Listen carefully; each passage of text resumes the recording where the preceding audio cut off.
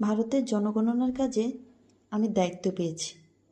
এই মর্যাদাপূর্ণ কাজের অংশ হতে পারা সত্যিই এক গর্বের বিষয়।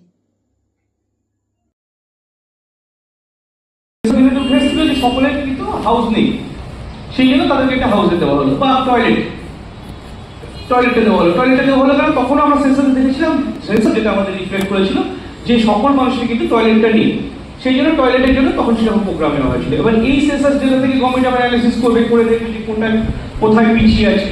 সেই ট্রেনিংয়ে বিরতিকালীন সময়ে সহকর্মীদের সাথে নিজ শীতে ব্যস্ত, সাথে ভরপুর খাওয়া দাওয়াও।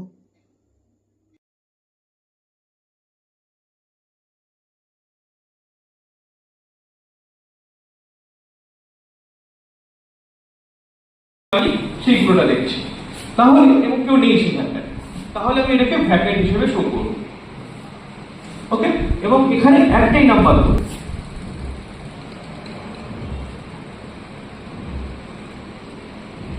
বলুন কোনো ডাউট রয়েছে? একটাই করে।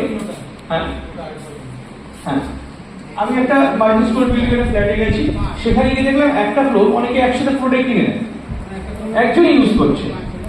ওই ফ্লোরে হয়তো দুজন করে থাকতে পারে, প্রত্যেক ফ্লোর একসাথে রয়েছে, একসাথে একটা পুরো ফ্লোর নিয়ে সেখানে টয়লেট আছে, দেখা গেলো দুটো টয়লেট, নো প্রবলেম, দুটো টয়লেট, কিচেন, ড্রয়িং বন্ধ রয়েছে, ইউজ করছে না।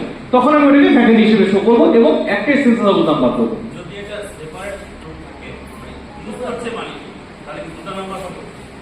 সেপারেট রুম থাকবে, যদি দুটো সেপারেট রুম থাকে, হ্যাঁ, তখন আমি কিন্তু আলাদা আলাদা দেবো, এটা 5 এটা 6, মানে এটা পুরো সেপারেট রয়েছে। হ্যাঁ, তাহলে যদি সেপারেট বিল্ডিং থাকে, পুরো সেপারেট সমস্ত কিছু রয়েছে, মালিক একজন হতেই পারে, মানে একজন ব্যক্তি 10টা বাড়ি থাকতেই পারে, কোনো অসুবিধা নেই সেখানে। তাহলে আমি সেপারেট সেন্সাস হাউস নাম্বার দেবো, সেন্সাস হাউস